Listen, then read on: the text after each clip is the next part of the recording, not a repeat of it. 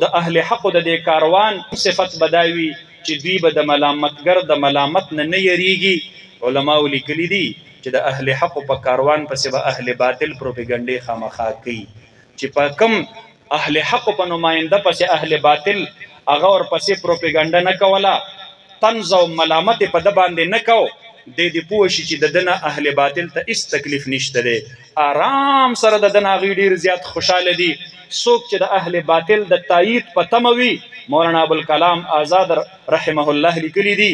دا څوک چې ځان ته هر دل عزیز وایي دا د خپل دور د ټولو نه لوی منافق وي، چې د اهل حقو تایید د اهل باطلو تایید غواړي، او چې دا په چا باندې د اهل باطلو د دې غشو دا